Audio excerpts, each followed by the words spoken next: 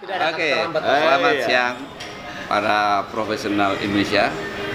Mari kita diskusi lagi dalam Permak SDM bersama saya, dan kebetulan hari ini setelah selesai acara sesi Pak Edi dari HR Director Pegadaian, di sela-sela ini kita ingin riung nih ya, bagaimana nih lompatan-lompatan Pegadaian dalam transformasi khususnya di bidang culture budaya. Nah, dari orang mengatakan, wah budaya kolonial menjadi milenial. Wah ini luar biasa, dua kutub transformasi. Nah ini gimana Pak ceritanya? Apa yang Bapak lakukan di Pegadaian dalam rangka apa? Mendorong ya karyawan-karyawan di Pegadaian untuk mempercepat proses transformasi di SDM ya. Tapi Bapak boleh ngomong juga.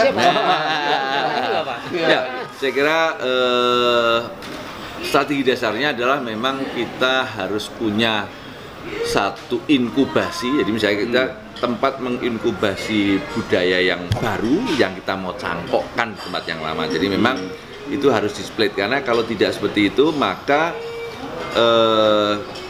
kebetulan jumlah karyawan banyak ya, kita total organik anorganik 26.000, jadi memang tidak mudah untuk mengumpulkan ya. Jadi kita harus mulai dari tempat penetasan dulu yang kecil, nanti ini bisa jalan bagus, baru dicangkokkan di tempat yang besar. Nah itu yang kita lakukan juga. Jadi kita punya yang namanya Transformation Office, di mana semuanya agile, dan kita punya korporasi di mana semua masih business as usual. Nah nanti dari situ kita exchange kan, jadi ada orang dari sini jadi ke sana, dari sana ke sini. Itu yang strategi pertama. Kemudian kedua tentu saja kita mengambil orang-orang dari luar, anak-anak milenial yang kita didik khusus, kita masukkan ke sini, kemudian kita monitor mereka, kita supervisi mereka untuk jadi change agent. Tapi saya kira yang konsep change agent ini konsep biasa saja ya, itu dilakukan juga oleh organisasi yang lain. Cara milihnya gimana selama ini? Yang mana? Yang menjadi change agent itu Pak? Betul. Nah, kriterianya atau asesmennya? Ya, kami ini sudah melakukan asesmen di semua karyawan. Jadi kami punya data, potensi, kompetensi semua karyawan. Jadi dari 26.000 itu 13.000 yang organik ya. Yang organik kita punya. Jadi kita sudah memetakan siapa yang punya potensi, siapa yang tidak punya potensi, dan berita buruknya adalah lebih banyak yang nggak punya potensi daripada yang punya potensi. Tapi itu starting point saja. Jadi nanti dari situ kita gunakan seperti biasa 9 boxes itu Pak. Nanti yang orang-orang yang berpotensi bagus dan memang bagus ini kita khusus berikan pembekalan. Ya, jadi memang kita sudah milih. Jadi memang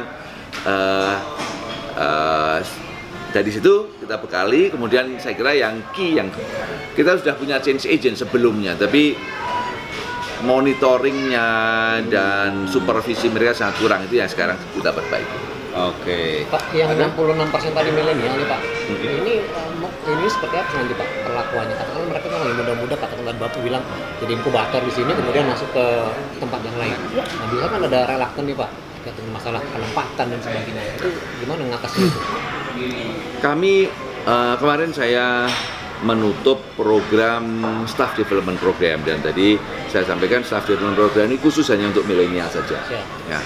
Saya kira isunya adalah kenapa milenial kami selama ini jadi kolonial, karena memang satu, mereka tidak disadarkan bahwa mereka milenial. Dua, mereka tidak diperlakukan sebagai milenial. Ya. Nah jadi kami sekarang berusaha merawat mereka sebagai milenial, dan tadi kemarin saya menutup tuh saya terus agak terharu, milenial harusnya seperti ini gitu. Nah kemudian saya bilang sama mereka, kayak khusus menyempatkan, kamu jangan sekali lagi, wah mereka semangat dan bagus, itu di sini kan kamu bareng-bareng. Nanti kalau kamu balik ke sana gimana caranya? Nah jadi pastikan kamu tetap harus, karena kamu tuh by nature milenial, kamu harus kembali ke sana milenial, dan kami akan awasi dan selalu support. Karena itu tadi, kalau mereka satu orang sehat di antara 9 orang sakit, lama-lama mereka merasa sakit, harus diingatkan tuh sama kami yang sehat ya. Nah jadi saya kira itu sih, dan saya sekarang ini kami punya program, lagi mulai program employee experience. Jadi bagaimana meritin, saya bilang sama mereka, saya pintarkan kamu, itu pisau bermata dua. Di satu sisi kamu bisa membantu, di satu sisi kamu laku di luar. Nah, jadi sekarang itu gimana itu? Nah, itu gimana? Kita buat employee experience program terhadap tadi Pak, kalau ketika dia pinter, malah orang beli. Apa yang menjadi perasaan Bapak atau gimana? Sebetulnya secara prinsip saya tidak masalah, karena buat saya bekerja di BUMN ini selama itu adalah sumbangsi saya terhadap orang Indonesia, sebenarnya nggak ada isu. Persoalannya adalah karena Pegadaian masih butuh, gitu aja ya. Kami, jadi saya sampaikan, talent kami ini belum banyak. Ya. Talent kami 70-80% itu adalah limited. Jadi kapabilitasnya very limited. Kemudian kurang dari 10% itu yang talent. Jadi sisanya ya kurang lebih 20 ya, 15-20% itu sebetulnya yang di tengah-tengah. Oke. Dan Bapak optimis untuk mendongkrak? Oh ya, itu yang kita lakukan sekarang. Kita punya General Development Capabilities kan yang 80% ini mau saya naikkan.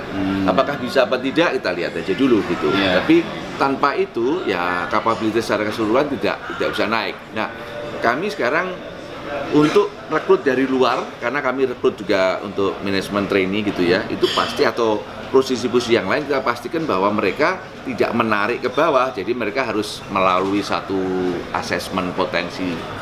Selama mereka di situ kita ambil, kalau mereka nggak di situ kita nggak ambil.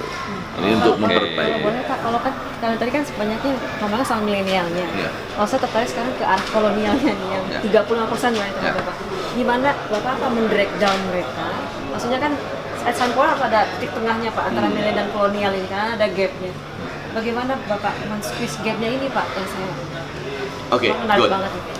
Terus terang cukup sulit, dan memang agak sulitnya karena Kadif itu semua kolonial. Ya. Tetapi saya sampaikan tadi, makanya perlu behavior nih kita terus, dan alhamdulillah tadi saya menyampaikan dari 2 yang lulus karena jadi 16, karena itu disarankan kalau, dan itu udah bisa jadi direktur kalau di level BUMN udah bisa jadi direktur yang disarankan itu. Nah, ya kita berikan pelatihan Mbak, dan kita juga minta mereka untuk jadi role model gitu ya. Jadi mau nggak mau diposisikan supaya mereka mau nggak mau harus memberikan model yang bagus. Tapi itu juga dengan pelatihan ya. Dan alhamdulillah, ini memang yang agak sulit itu kadang-kadang kita agak keburu-buru gitu. Jadi ketika saya melakukan pelatihan untuk BOD itu, wah ini kok mereka kok cuman begitu ya. Nanti dulu ukuranmu apa? Kalau ukuranmu adalah end state masih jauh. Tapi kalau kamu ukuranmu starting point sudah jauh gitu. Ya. Ini kan memang semua proses. Dan saya di sini juga belum sampai, mohon maaf ini bukan alasan, saya di sini belum sampai 2 tahun ini. Jadi kalau kita baca buku setelah 4 tahun, ini kan kita 2 tahun juga belum. Jadi ini perlu jalan, dan saya alhamdulillah saya berbangga bahwa sebenarnya udah maju. Kalau lihat dari starting point-nya, tapi kalau dari end state-nya ya belum. Tapi memang human capital kan semua proses ya. Jadi saya kira gitu sih. Jadi kita paksa Bu, kita kasihkan dan simbol-simbol tadi. Makanya sekali lagi saya pakai, dasarnya saya lebih suka pakai baju seperti ini ya. Jadi ini semua simbol gitu. Tinggal sistemnya kita bangun. Oke, sebentar itu dulu. Oke, itu dulu ya, sahabat profesional Indonesia. Saya kira kita akan ketemu lagi di sesi berikutnya dengan Pak Edi. Insya Allah. Ini luar biasa. Ya. Tapi kalau Anda tadi ikut seminar yang luar biasa, dapat komplit. Ini sisa sedikit ini. Tapi nggak apa-apa ya, saudara. Oke, terima kasih. Sampai jumpa. Terima kasih.